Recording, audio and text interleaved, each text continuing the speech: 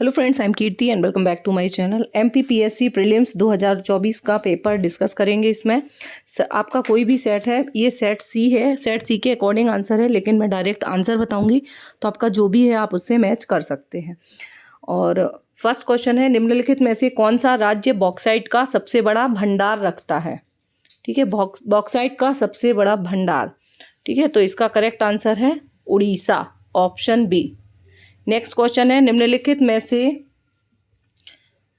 वर्ष 2021-22 में भारत का कौन सा राज्य चावल का सबसे बड़ा उत्पादक रहा? ठीक है, तो 21-22 में भारत का कौन सा राज्य सबसे बड़ा चावल का उत्पादक रहा? ये रहा आपका Paschim Bengal, option B, sorry option D, Paschim Bengal, option D, D option Paschim Bengal. ठीक है, ये सेट सी है और जो भी है आप इससे अपना मैच कर सकते हैं। नेक्स्ट क्वेश्चन है, क्वेश्चन नंबर 3 है, निम्नलिखित में से कौन सा कथन सही नहीं है? ठीक है, अल नीनो एक समुद्री जलधारा है जो पेरू तट पर प्रकट होती है। ठीक है, एल नीनो जो है ये बिल्कुल करेक्ट है। कौन सा सही नहीं है ये बताना है। एल नीनो भारतीय मानसून को कमज़ोर करती है। ठीक है, ये भी करेक्ट है क्योंकि सूखा पड़ता है एल नीनो की वजह से, गर्म जलधारा है। तीसरा है, एल नीनो घटना प्रति वर्ष घटित होती है। और फिर है, ला नीना भारतीय मानसून को मजबूत करती है। तो इसका जो करेक्ट आंसर है वो है ऑप्शन सी, क्योंकि ये गलत है ना। प्रतिवर्ष नहीं होती है, ये 10 साल में 2 बार होती है या 10 साल में। ठीक है, ये हर साल नहीं होती है, तो ये गलत है। बाकी इसके तीनों ऑप्शन सही हैं। ला नीना से भारत में मानसून ज़्यादा आता है, बारिश ज़्यादा होती है। एल नीनो से जो है सूखा पड़ता है जब भी होता है, और ये हर साल नहीं होता है, इसलिए ये ऑप्शन सी इसका करेक्ट आंसर है, क्योंकि हमें नहीं वाला बताना था। नेक्स्ट क्वेश्चन है, निम्न में से कौन सी सबसे लंबी नदी है? ठीक है, तो इन नदियों में से सबसे लंबी नदी कौन सी है? तो इसका करेक्ट आंसर है नर्मदा नदी। ठीक है, कावेरी, ताप्ती, नर्मदा और सोन। ठीक है, तो नर्मदा से हर साल ही एक क्वेश्चन आता ही है एमपीपीएससी में। देखो, पेपर जो रहा है वो जिनका पहले से जो बेसिक आया है, ज़्यादा करंट से तो आया ही है, बट बेसिक ज़्यादा आया है। जिनके बेसिक्स क्लियर हैं उनके 8 से 10 क्वेश्चन ऐसे ही निकल गए होंगे। क्वेश्चन नंबर 5 है, वर्ष 2021 में निम्नलिखित में से कौन सा चक्रवात भारत के पश्चिमी तट पर आया था? ठीक है, तो 2021 का पूछा है, साइक्लोन है, लेकिन अभी के नहीं पूछे। ये थोड़ा सा क्वेश्चन ऐसा दे दिया है क्योंकि इस साइक्लोन ने काफ़ी नुकसान पहुंचाया था, इसलिए ये और काफ़ी चर्चा में रहा था। ठीक है, तो ये है ताउते। ठीक है, ताउते एक वो छिपकली जैसी थी, आप लोगों को याद होगा, मैंने वीडियो भी बनाया था इस पर, है ना। तो ये गुजरात के तट से टकराया था, पश्चिमी तट का पूछा है ना। अपने को ध्यान रखना है कि कहाँ का है। तो इसका करेक्ट आंसर है ताउते, ऑप्शन बी। ठीक है, ऑप्शन बी इसका करेक्ट आंसर है। क्वेश्चन नंबर 5 चक्रवात वाले का, ताउते तूफान। ठीक है, जिसका नामकरण म्यांमार ने किया था, छिपकली जैसा था ये। ठीक है, एक नेक्स्ट क्वेश्चन है, क्वेश्चन नंबर 6 है, जनगणना वर्ष 2011 के अनुसार भारत में निम्नलिखित राज्यों में से कौन से राज्य में जनसंख्या घनत्व तो सबसे कम रहा है? ठीक है, तो जनसंख्या घनत्व तो सबसे कम कहाँ पर रहा है? तो ये है ऑप्शन बी, अरुणाचल प्रदेश। इसका करेक्ट आंसर है option B, Arunachal Pradesh. Next question है, निम्नलिखित पर्वत चोटियों को उनकी ऊंचाई के आधार पर अवरोही क्रम में क्रमबद्ध कीजिए। ठीक है, अवरोही क्रम में क्रमबद्ध करना है इसको। अवरोही क्रम में मतलब पहले बड़ा फिर छोटा। ठीक है, डिसेंडिंग ऑर्डर में।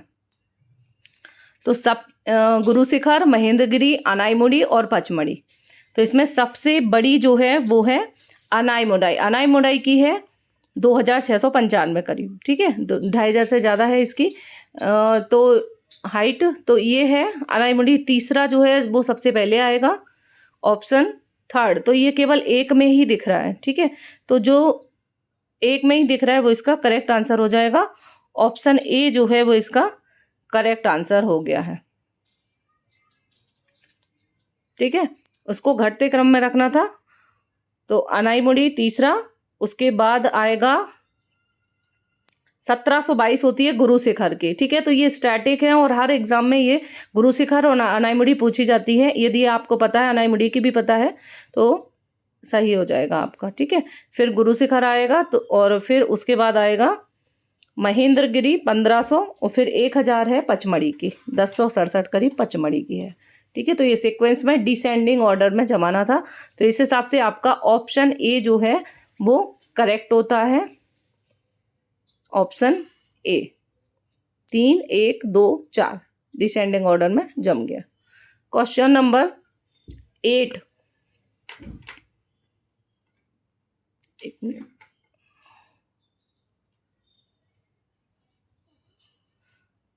Arrange the following mountain peak in ascending order. ठीक है, अकॉर्डिंग टू देयर हाइट। देखो इंग्लिश में दिया है असेंडिंग ऑर्डर, है ना, और हिंदी में इन्होंने दिया है अवरोही क्रम। ठीक है, तो ये क्वेश्चन जो है इसका आंसर चेंज हो सकता है, क्योंकि ये डिस्प्यूटेड क्वेश्चन रहेगा। इसमें आरोही मतलब हिंदी में होता है असेंडिंग और अवरोही मतलब होता है डिसेंडिंग, है ना। तो हिंदी और इंग्लिश में कन्फ्यूजन है, लेकिन हिंदी का करेक्ट माना जाता है एमपीपीएससी में। तो आंसर जो बनेगा वो हिंदी के हिसाब से ही बनेगा, है ना। तो इस हिसाब से हिंदी के हिसाब से ऑप्शन ए इसका करेक्ट है।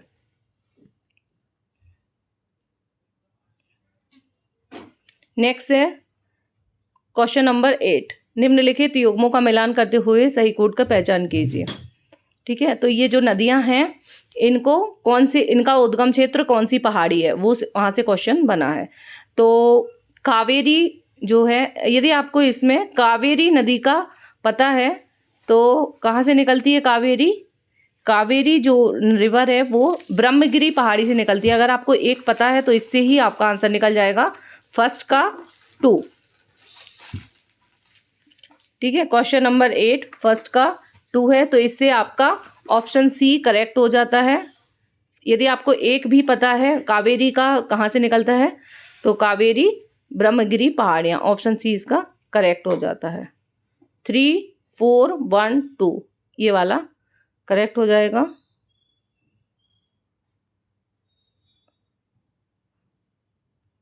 सॉरी, 3 4 1 2 नहीं, कावेरी का फर्स्ट का है 2, ठीक है, और सेकंड का है 3 मेवाड़ पहाड़ियाँ साबरमती, ताप्ती का है तीसरे का 1 सतपुड़ा।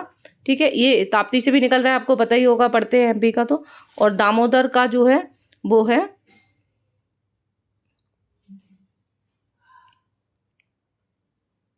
4 का है 4 छोटा नागपुर का पठार। ठीक है, तो ऑप्शन सी जो है वो इसका करेक्ट आंसर हो गया। ऑप्शन सी 8 का है ऑप्शन सी। ठीक है, इसका आपका जो भी सेट है ये सी सेट के हिसाब से है, बाकी क्वेश्चन आप इस हिसाब से लगा सकते हैं, सी वाला सही है। नेक्स्ट है क्वेश्चन नंबर 9, निम्नलिखित में से भारत के कौन से 2 राज्यों से देश के कुल कोयला निक्षेप का 50% से अधिक प्राप्त होता है? ठीक है, कोयला निक्षेप का 50% से अधिक कहाँ कहाँ से मिलता है? ठीक है, तो ये मिलता है कोयला के निक्षेप छत्तीसगढ़ और उड़ीसा। तो जिस ऑप्शन में छत्तीसगढ़ और उड़ीसा है वो इसका करेक्ट आंसर होगा। छत्तीसगढ़ और उड़ीसा 3 और 4। ठीक है, तो 3 और 4 जो है ऑप्शन सी में आ रहा है, तो ऑप्शन सी इसका करेक्ट आंसर हो जाता है, छत्तीसगढ़ एंड उड़ीसा। ठीक है, नेक्स्ट क्वेश्चन है क्वेश्चन नंबर 10 है, वर्ष 2021-22 में भारत में दालों के उत्पादन में किस राज्य का प्रथम स्थान रहा? ठीक है, तो दालों के उत्पादन में कौन सा राज्य फर्स्ट नंबर पर रहा 21-22 के अकॉर्डिंग? ठीक है, तो ये जो डेटा है ये जो बुक में ऑलरेडी पब्लिश हो चुका है वही आया है। ठीक है, तो दाल के उत्पादन में राजस्थान जो है वो नंबर 1 पर रहा था ये वर्तमान में, तो ऑप्शन बी इसका करेक्ट आंसर है, राजस्थान दालों के उत्पादन में फर्स्ट। ठीक है, क्वेश्चन नंबर 10। अब आ जाते हैं क्वेश्चन नंबर 11 है, वर्ष 2024 में भारत के राष्ट्रपति द्वारा निम्नलिखित में से किसको राज्यसभा के 12वें सदस्य के रूप में नामित किया गया था, मनोनीत किया गया था। ये काफ़ी चर्चा में रही हैं, ठीक है। तो काफ़ी लोग हुए थे, जिनमें से महिला सुधा मूर्ति जो है, ठीक है, सुधा मूर्ति काफ़ी चर्चित रही थी। ये 12वें सदस्य, ठीक है। तो ये उन्होंने खेला है कि 12वें सदस्य या 13वें, उनको तो राज्यसभा के चूँकि मनोनीत किया गया था और हमारे टॉपिक में है, ठीक है, इसलिए राज्यसभा के इलेक्शन थे और लोकसभा के, तो यहाँ से क्वेश्चन उठाना था। तो सुधा मूर्ति जो क्वेश्चन है, इसका करेक्ट आंसर है सुधा मूर्ति, ऑप्शन सी।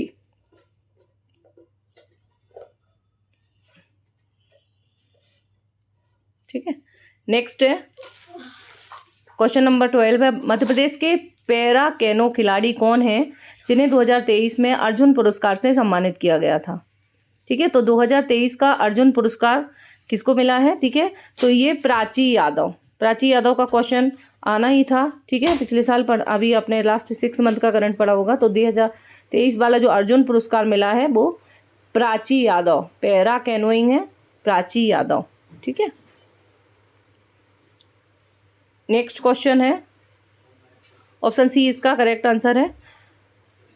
क्वेश्चन नंबर 13 है, रानी दुर्गावती श्री अन्न प्रोत्साहन योजना के बारे में निम्न में से कौन से कथन सही है।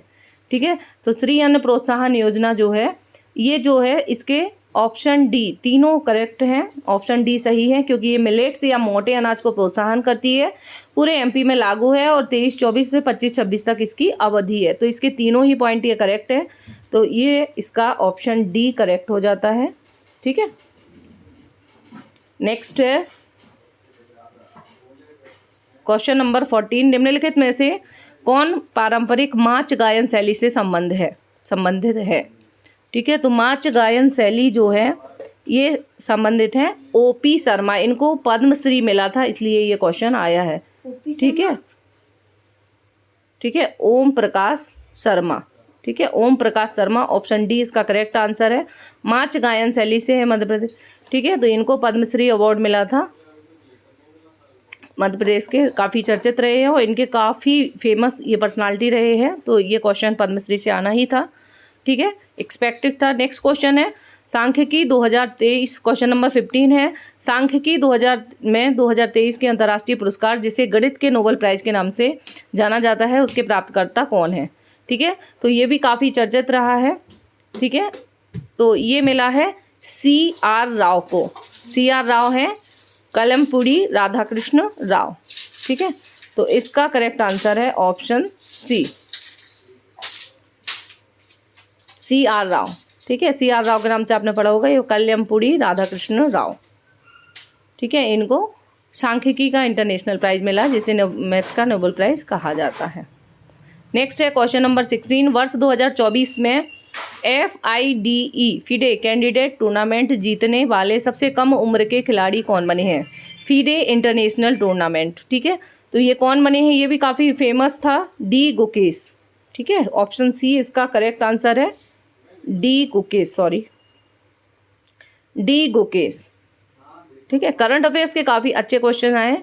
नेक्स्ट है क्वेश्चन नंबर 17, लम्हेटा गांव किस जिले में स्थित है जहां जियो पार्क की स्थापना की जानी है। ठीक है, लम्हेटा गांव, ठीक है, लम्हेटा गांव कहाँ पर है, जबलपुर में। लम्हेटा गांव जबलपुर में है, जियोलॉजिकल सर्वे ऑफ इंडिया की टीम गई थी। ठीक है, लम्हेटा, तो ऑप्शन बी इसका करेक्ट है, ऑप्शन बी, सॉरी,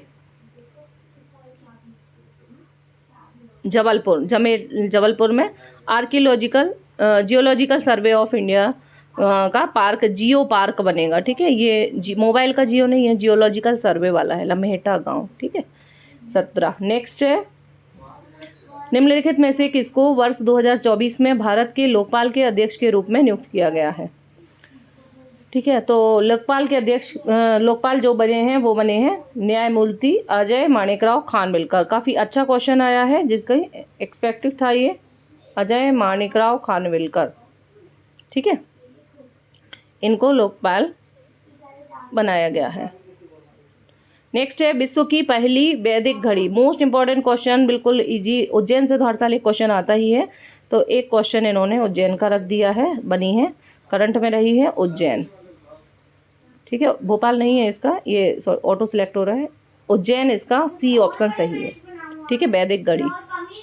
नेक्स्ट है, जनवरी से मार्च 2024 में भारत और इंग्लैंड के मध्य संपन्न 5 टेस्ट मैचों की क्रिकेट श्रृंखला में विजयी कौन रहा?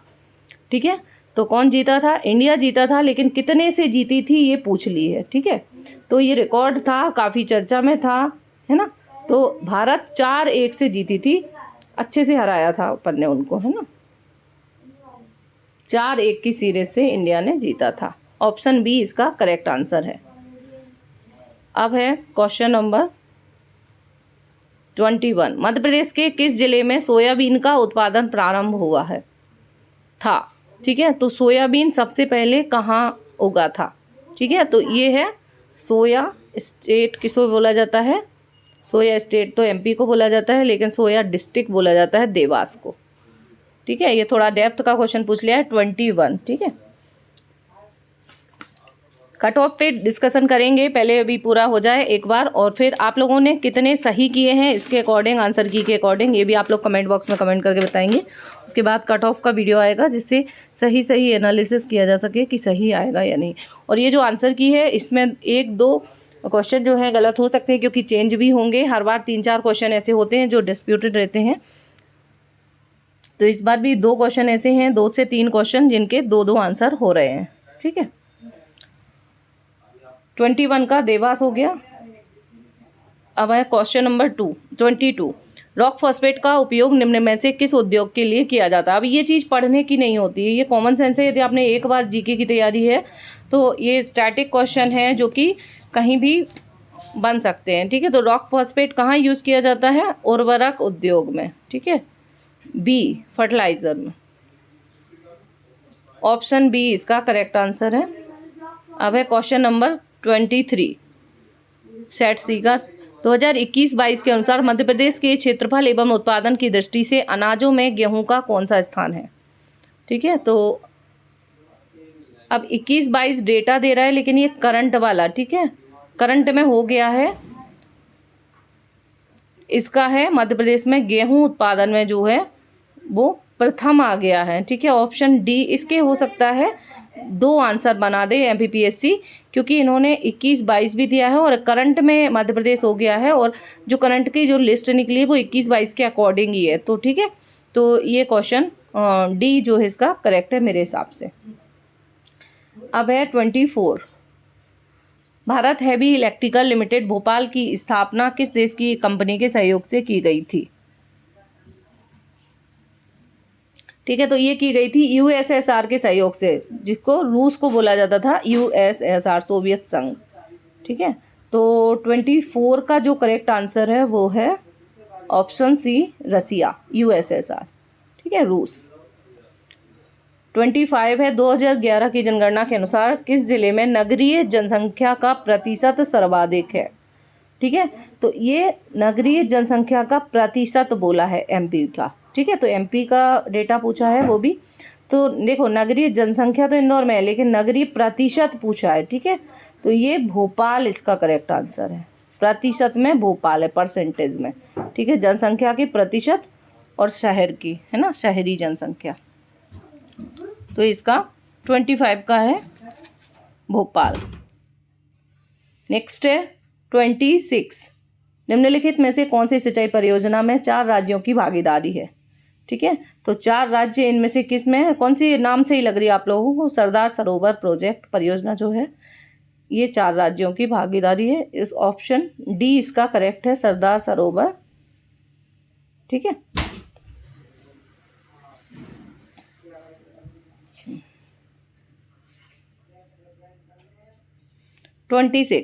मध्य प्रदेश के दक्षिण पूर्वी भाग में अधिकांश वर्षा किसके द्वारा होती है? ठीक है, तो दक्षिण पश्चिम मानसून किसे होती है, लेकिन ऐसा कुछ यहाँ पे लिखा नहीं है। ठीक है, तो इसका करेक्ट आंसर है मानसून की अरब सागर शाखा से।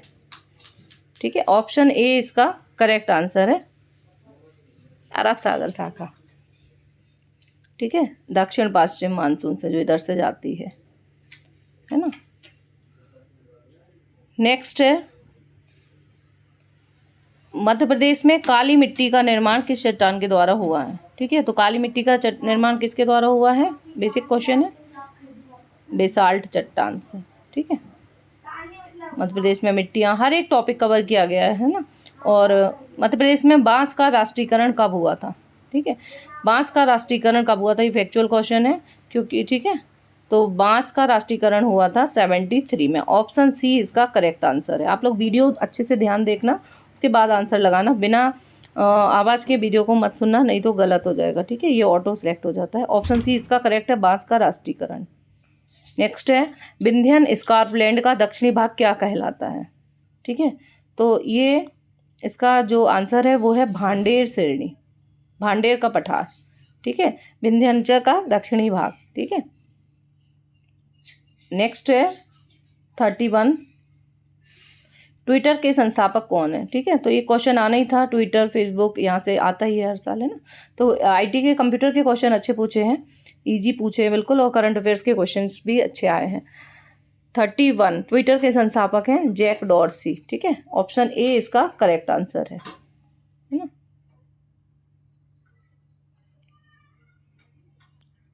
इमिटेशन गेम किसका मूल नाम था, ये थोड़ा सा इसके दो आंसर बन सकते हैं, ठीक है, तो जिसने द ट्यूरिंग टेस्ट, इसको बोला जाता है ट्यूरिंग टेस्ट, है ना, तो ये वाला भी सही है, ट्यूरिंग जिसने लगाया है, और उपयुक्त सभी, है ना, इसके दोनों ऑप्शन बी या डी दोनों हो सकते हैं, ठीक है। अब नेक्स्ट क्वेश्चन है क्वेश्चन नंबर 33, ई गवर्नेंस के 4 स्तंभ कौन से हैं, ठीक है, तो ई गवर्नेंस के 4 स्तंभ हैं। इसमें देखो सरकार नहीं है, है ना, तो सरकार वाला हटा देते हैं, तो संसाधन वाला लेना है अपन को, ठीक है, नाम से लग रहा है ई गवर्नेंस है लेकिन इसके स्तंभ पूछे हैं, ठीक है, तो ये है 33 का ऑप्शन ए, लोग, प्रक्रिया, प्रौद्योगिकी और संसाधन, ठीक है, public, process, technology and resources, e governance के ये 4 हैं, ठीक है। तो अगर अपन सरकार को एलिमिनेट कर देते हैं तो हो जाता है, ठीक है, चुनाव नहीं है, इसमें अलग डाल दिया, तो ये सिंपल ए इसका करेक्ट आंसर है, ऑप्शन ए 33 का। 34, उन पेशेवरों और व्यावसायिक लोगों के लिए एक सोशल नेटवर्किंग साइट जो अन्य पेशेवरों से जुड़ना चाहते हैं क्या है, ठीक है, तो एक सोशल नेटवर्किंग साइट से भी क्वेश्चन आ गया, ये है लिंक्डइन, ठीक है, जो अन्य पेशेवर लोगों से जुड़ना चाहते हैं, लिंक्डइन पे ऐसा होता है, ऑप्शन डी इसका करेक्ट आंसर है। नेक्स्ट क्वेश्चन है 35, artificial intelligence dash artificial intelligence की शाखा है, तो ठीक है, इनमें से क्या है, network design, cyber forensic, full stack developer और मशीन लर्निंग, तो मशीनी लर्निंग जो इसका करेक्ट आंसर है, इनडायरेक्ट इसको पूछ लिया है घुमा फिरा के, ठीक है, मशीनी learning option D artificial intelligence की शाखा है। नेक्स्ट है 36, इंटरनेट के क्षेत्र में W3C का अर्थ क्या है, ठीक है, what do you mean by W3C, ठीक है, वर्ल्ड वाइड वेब कंसोर्टियम, ठीक है, ऑप्शन डी इसका करेक्ट आंसर है। नेक्स्ट है MPEG का अर्थ क्या है, MPEG, ठीक है, क्वेश्चन नंबर 37, MPEG का ऑप्शन बी करेक्ट आंसर है, मूविंग पिक्चर एक्सपर्ट ग्रुप, ठीक है, तो moving picture expert group, option B इसका करेक्ट आंसर है 37 का,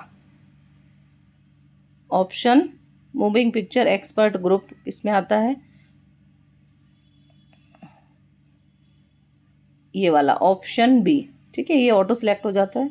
38 पे आएंगे, क्वेश्चन नंबर 38 है, यूनिक्स ऑपरेटिंग सिस्टम का केंद्रीय भाग कौन सा होता है, core of Unix operating system, option A command shell, kernel, तो कर्नल साहब जो हैं वो होते हैं, इसको ऐसे याद रखते थे, कर्नल जो हैं वो है यूनिक्स ऑपरेटिंग सिस्टम का कोर, केंद्रीय भाग, ठीक है, कर्नल। एक ऑपरेटिंग सिस्टम से क्वेश्चन आ गया, एक सर्च इंजन से आया, सोशल मीडिया साइट से, सोशल नेटवर्किंग साइट, सब जगह से क्वेश्चन आया, तो आईटी के कंप्यूटर के क्वेश्चन अच्छे हैं, है ना, आर्टिफिशियल इंटेलिजेंस से भी क्वेश्चन आ गया, ठीक है। नेक्स्ट है क्वेश्चन नंबर 39 है, डैश हमला भ्रामक ईमेल या टेक्स्ट संदेशों के रूप में आता है जो आपसे सॉफ्टवेयर इंस्टॉल करने या व्यक्तिगत जानकारी प्रकट करने के लिए कर सकता। ठीक है, तो पिछले साल भी देखो बिगाड़ा था MPPSC ने। स्पैमिंग, फिशिंग, स्कैनिंग, ये बिल्कुल 3 जो हैं PSC के फेवरेट टॉपिक हैं, यहाँ से क्वेश्चन आता ही है ना। तो इसका आंसर है ऑप्शन ए। ठीक है, ऑप्शन ए स्पैमिंग। स्पैमिंग इसका करेक्ट आंसर है, जो ईमेल भेजे जाते हैं अनादि के, ज़बरदस्ती के। ठीक है, अब है क्वेश्चन 40। KURREN करंटली क्या है। ठीक है, तो ये इंग्लिश में ये स्पेलिंग है KURRENTLY, करंटली। ठीक है, तो करंटली क्या है, तो करंटली एक नया करंट में आया हुआ सर्च इंजन है। ठीक है, सर्च इंजन है। ऑप्शन ए इसका करेक्ट आंसर है। करंटली जैसा गूगल है ऐसे ही करंटली। ठीक है, नेक्स्ट 41। ठीक है, पहला G20 शिखर सम्मेलन कहाँ और कब हुआ था। G20, तो G20 का कुछ नहीं पूछा है, फर्स्ट कहाँ हुआ था। ठीक है, तो फर्स्ट हुआ था वाशिंगटन DC USA में। ठीक है, क्वेश्चन नंबर 42। वैधिक तरलता अनुपात SLR की न्यूनतम स्टेटरी लिक्विडिटी रेशियो, SLR RBI जो जारी करता है, SLR रेट की न्यूनतम सीमा क्या थी जिसे भारत सरकार द्वारा 2007 में संशोधित किया गया था। ठीक है, ये क्वेश्चन थोड़ा सा पहले का पूछ लिया है। ठीक है, तो ये 24%।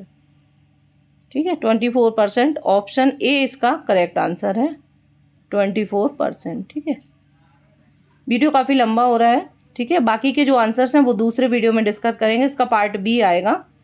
ठीक है, ये 42 तक हमारे कवर हो गए हैं, अब काफ़ी लंबा हो रहा है। इसके बाद जो है दूसरे वीडियो में आपको आंसर्स देंगे। मिलते हैं नेक्स्ट वीडियो के साथ, टेक केयर। और इससे आप लोग मैच कर लीजिए, पार्ट B भी आएगा, उसके बाद उसकी भी आंसर की फिर जारी कर देंगे। ठीक है, तो इससे आपको आपका कोई भी सेट है आप उससे अपने आंसर्स मैच कर सकते हैं। ठीक है।